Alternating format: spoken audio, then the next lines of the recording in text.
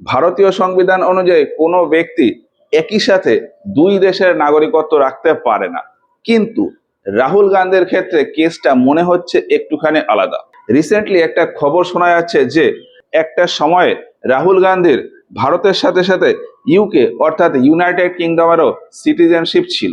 এখন এটা নিয়ে তদন্ত করার জন্য উত্তরপ্রদেশের লখনৌ হাইকোর্ট রাহুল গান্ধীর বিরুদ্ধে একটা এফআইআর করার কথা বলে, কিন্তু ঠিক পরের দিনই এলাহাবাদ হাইকোর্ট বলে যে না, এখন এফআইআর করার কোনো প্রয়োজন নেই। পুরো বিষয়টা আমি একটুখানি বলি।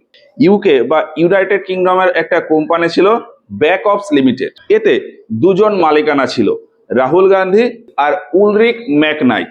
রাহুল গান্ধীর শেয়ার ছিল 65% আর ম্যাকনাইটের শেয়ার ছিল 35%। কোম্পানিটা 2003 সালে ইউকে অর্থাৎ ইউনাইটেড কিংডমে রেজিস্টার্ড হয়, যদিও পরে 2009 সালে এই কোম্পানিটা বন্ধ হয়ে যায়। আর এর মাঝেই কোম্পানির একটা অ্যানুয়াল স্টেটমেন্টে বলা হয় যে এই কোম্পানির ডাইরেক্টর বা মালিক হলেন রাহুল গান্ধী, যিনি ইউকে বা ইউনাইটেড কিংডমের একজন নাগরিক। এখন এই পুরো বিষয়টা নিয়ে গত বছর মোটামুটি নভেম্বর ডিসেম্বর মাসে একজন ব্যক্তি, একজন পার্টির একজন কর্মী লখনৌতে পুলিশের কাছে একটা এফআইআর করতে যায়, কিন্তু পুলিশের তরফ থেকে জানানো হয় যে এটা যেহেতু সিটিজেনশিপ বা নাগরিকত্বের ব্যাপার, এখানে এক্সিকিউটিভ ডাইরেক্ট কোনো ইনভলভমেন্ট নিতে পারবে না। আর তাছাড়া রাহুল গান্ধী যখন একজন হেভিওয়েট নেতা, সেক্ষেত্রে এফআইআর নেওয়া হয়নি। বলা হয়েছিল যে কোর্ট থেকে যদি পারমিশন নিয়ে আসা যায় তবে এফআইআর নেওয়া যেতে পারে। এবার এই হিসাবে ওই ব্যক্তি বা ওই পিটিশনার লখনৌতে যে এমপি এমএলএ কোর্ট আছে, এমপি এমএলএ দের জন্য আলাদা করে কোর্ট হয়, ওই কোর্টে একটা অ্যাপিল করে। এখন ওই এমপি এমএলএ কোর্ট থেকেও খানিকটা ওই একই রকম কথাবার্তা বলা হয় যে এই নাগরিকত্বের বিষয়টা যেহেতু একটা সাংবিধানিক বিষয়, ফলে এটা নিয়ে পুলিশের কাছে এফআইআর করার দরকার নেই, এটা নিয়ে যদি আলোচনা হয় সেটা সংসদে হবে। এবার ওই ব্যক্তি এমপি এমএলএ কোর্ট থেকে লখনৌ হাইকোর্টে যায় অ্যাপিল করতে। এখন লখনৌ হাইকোর্ট পুরো বিষয়টা একটু বিশ্লেষণ করার পর একটা অর্ডার দেয় যে হ্যাঁ, রাহুল গান্ধীর বিরুদ্ধে এফআইআর করা হোক।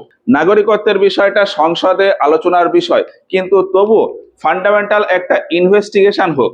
আর এই ইনভেস্টিগেশন বা তদন্তের দায়িত্ব কোনো একটা স্পেশাল ডিপার্টমেন্ট, সিবিআই এর মতো স্পেশাল ডিপার্টমেন্টকে দেওয়া হোক।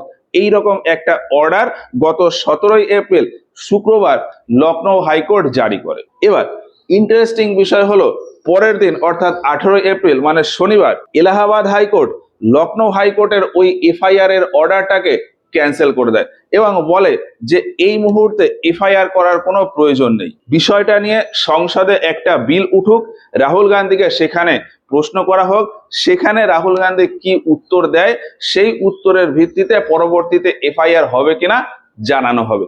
এই মুহূর্তে যদি এফআইআর করা হয় সেক্ষেত্রে পুরো দেশের ওপর একটা ইম্প্যাক্ট পড়তে পারে। তো এই হচ্ছে মোটামুটি পুরো বিষয়টা। আচ্ছা, এই নাগরিকত্ব নিয়ে সংবিধানে কি কি প্রভিশন রয়েছে সেটাও আমি একটুখানি বলে রাখি। আর্টিকেল 9 হিসাবে বলা হয় যে কোনো ব্যক্তি যদি নিজের ইচ্ছায় অন্য কোনো দেশের নাগরিকত্ব গ্রহণ করে সেক্ষেত্রে তার ভারতীয় নাগরিকত্ব শেষ হয়ে যেতে পারে। আবার আরো একটা পয়েন্ট বলা আছে যে সংবিধানের 11 নম্বর ধারা অনুযায়ী নাগরিকত্ব সম্পর্কে আলটিমেট ডিসিশন নেবে ভারতের হোম মিনিস্ট্রি অর্থাৎ গৃহ মন্ত্রণালয়। যদিও 1955 খ্রিস্টাব্দের সিটিজেনশিপ অ্যাক্ট অর্থাৎ নাগরিকত্ব আইন অনুযায়ী বলা হয় যে কোনো ব্যক্তি যদি স্বেচ্ছায় অন্য কোনো দেশের নাগরিকত্ব গ্রহণ করে সেক্ষেত্রে ভারতীয় নাগরিকত্ব অটোমেটিক্যালি রিমুভ বা সমাপ্ত হয়ে যাবে।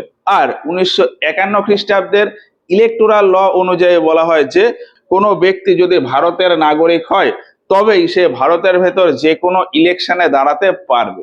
এখন এখানে বিষয়টা হলো যে ওই 2003 থেকে 2009 পর্যন্ত ইউকের ওই কোম্পানির মালিক হিসাবে যদি রাহুল গান্ধীর ইউনাইটেড কিংডমের সিটিজেনশিপ থাকে, অন্যদিকে রাহুল গান্ধী আবার 2004 সাল থেকে ভারতে এমপি হিসাবে রয়েছেন, তাহলে ইউকে বা ইউনাইটেড কিংডমের সিটিজেনশিপ থাকা সত্ত্বেও কিভাবে ভারতের ইলেকশন তিনি লড়লেন এবং ভারতের একজন এমপিও হয়ে গেলেন, এইখানে প্রশ্ন এসেই যায়। তো দেখা যাক যে কোর্টের ওই অর্ডারে এর পরবর্তী পদক্ষেপ কি হয়।